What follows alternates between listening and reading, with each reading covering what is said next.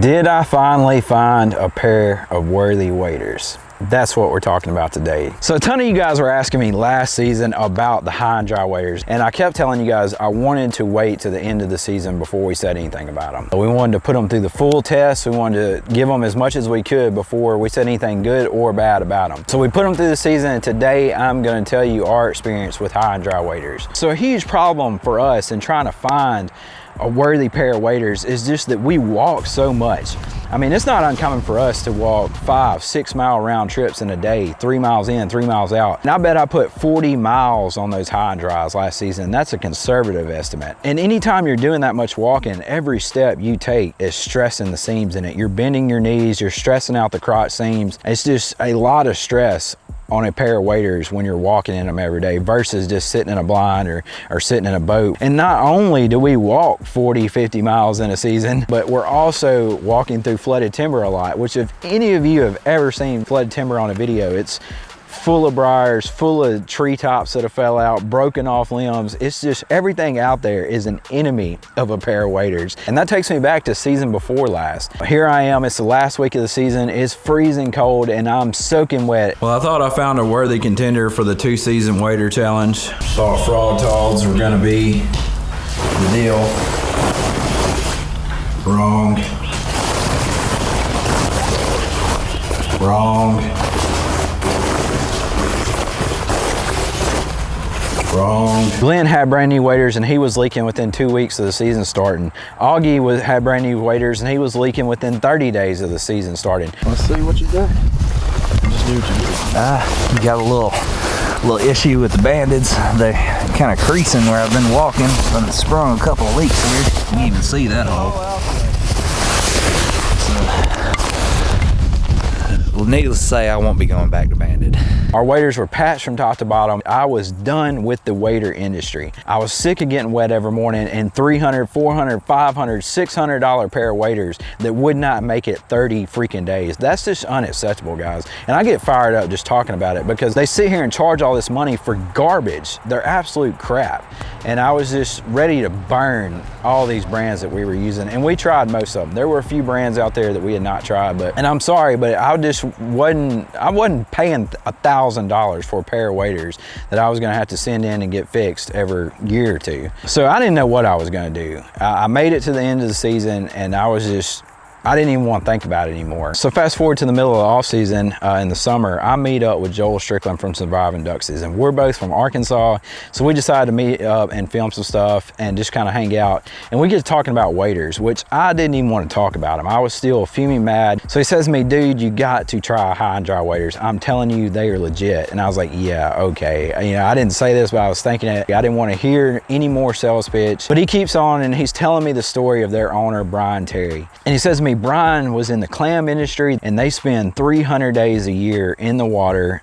He had like 60 employees and he was having the same problem me and Joel was. He could not find a pair of waders that would last for his employees. He was spending thousands and thousands of dollars on waders every year to keep his employees dry. He just got fed up with it. He said, I'm gonna go out and make my own waders because he was buying from every brand out there, just trying to get something that would save his business money and keep his employees happy. And there was just nothing out there that would do it. So Brian starts researching himself, starts going to factories, and he decides to build his own waders.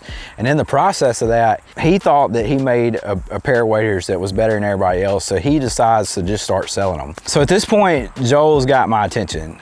You know, the fact that this guy was fed up with the wader industry, he got into it not to make a profit, but he got into it out of necessity because he was sick of all the waders out there. That really had my interest. It just so happened that he actually had a phone meeting with Brian that day, and he said, hey, why don't you hop on the phone with him and talk to him and see what you think. So I got to talking to Brian and I grilled him. I asked him 1,000 questions about why his waders are better, why he got into the industry. I was just trying to get a feel for what he was about and why he was making waders. And I really liked all of his answers. I really liked what he said about how their waders are different, about what they're doing to them to make them better than their competitors out there. He says to me, hey man, just let me send you a pair, wear them for the season, see what you think. You don't have to do a video on them. You don't have to say anything about them. And at that point, I was pretty impressed. I knew by him saying that he stood behind his product and that he felt pretty confident it was gonna be what we wanted. So I got him to send me, Glenn, and young Jake that hunts with us sometime, all three a pair of waders for us to try for the season. The first thought when putting them on when we got them was just how athletic fitting they are. I knew when I put them on that these were made by somebody who worked in them, because most companies out there try to make a pair of waders that fit everybody and they wind up fitting nobody. High and Dry has no wasted material in them. They fit really well. Like, I felt like I could run a marathon in them, I could sprint in them, and I really like that. I mean, that's great for walking. The way we had to pick up and walk over logs, they were just perfect in the way they fit, and their boot really stood out.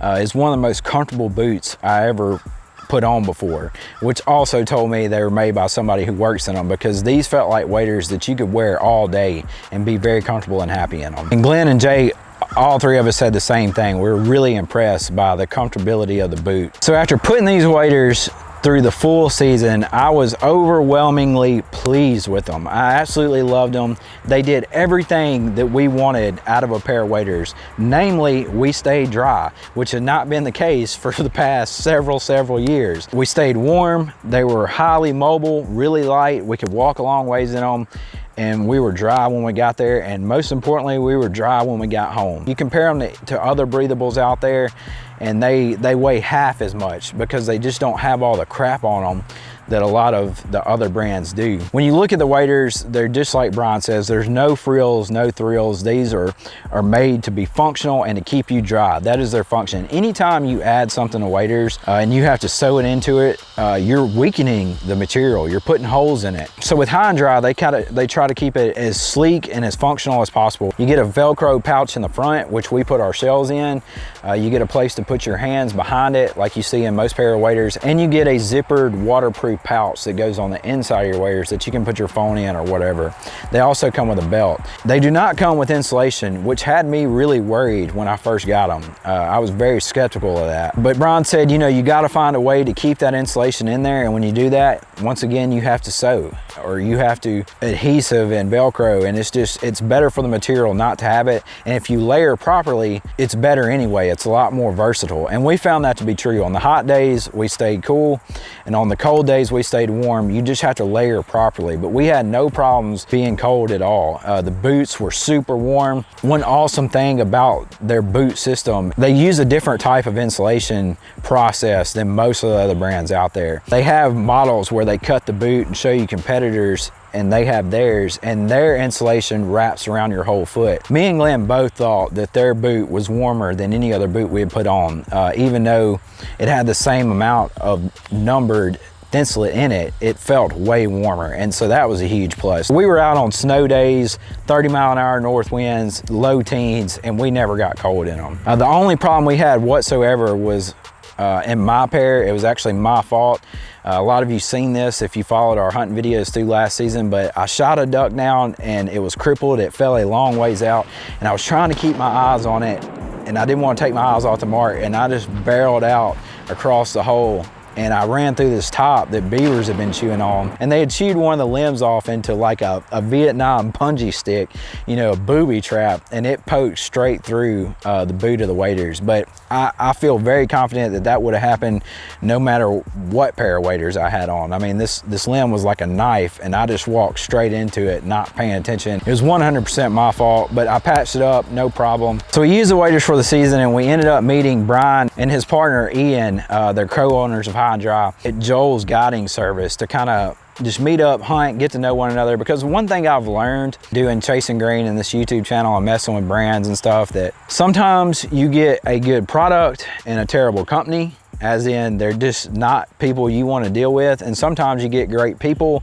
and a bad product. We knew we had the product. We wanted to see what the people were all about. An old saying here in the South is, you take a man hunting and you'll figure out everything you need to know about him. We got in the duck blind with Brian and Ian, and we hunted with them for 2 or 3 days with Joel. Then we took them down to our neck of the woods where we hunt and carried them in on a 4-mile round trip walk. What you think about that walk, Ian? It wasn't as bad as I thought. That's what I like to hear. Yeah, no, it's a good little adventure. What about you, Brian? About the same, my man. Just another day in the neighborhood. And they sold me. I mean, these guys are awesome. And after walking 4 miles with them through the timber, I knew that these were guys that I wanted to do business with. If you guys were where I was 2 seasons ago, you're fed up with the wader industry, you're tired of getting wet, give High and Dry a try. They put their heart and soul into their product to keep people dry. I wasn't paid for this video. I wasn't even asked to make this video. They just make a really awesome product, and they're a really awesome company. They've 100% made a believer out of me, and I'm sharing them with you guys because they've helped me a lot, and I think that they can help a lot of you. So they just got in a new shipment of waders with COVID. Everything's been kind of crazy. I will link their website down below if you want to check it out. But if you want a pair, you better get it fast because they are limited in quantity and they're gonna sell out quick. The good news for the big fellas out there, or even the smaller fellas, is they have a wader that will fit you. You just have to look at their size and charts and measure yourself appropriately. There's not a lot of slack in these waders. They're meant to be working waders and be tight. That's a good thing. But with that in mind, you have to make sure you get the right size. And so what you want to do is measure yourself with your duck hunting clothes on, put your big thick jacket on, measure yourself, and check out their size and chart. You can also email Brian, email High and Dry. They will help you out. They will get you in the pair that you need. They have lots of different sizes, the stouts, the regulars, the talls. They got multiple colors, bottom lamb, brown, shadow grass. They got a lighter boot for warmer conditions, a heavier boot. They got breathable neoprene. And the best thing about all this is that they are a great wader that comes at an affordable price. You can get, the breathables are right around $330. You're not gonna beat that. For what some of the waders are going out there nowadays, $1,000, you can get 2 or 3 pair of High and Dries. You could get 2 or 3 pair for your whole crew, your whole family, for what 1 pair of these other waders are, and the High and Dries are gonna last you just as long. If you wanna see us putting these waders to use, check out last year's playlist right here. If you wanna see some of our tips and tactics to become a better duck hunter, check out this playlist. I love you, and Lord willing, I'll catch you next time right here on Chasing Green.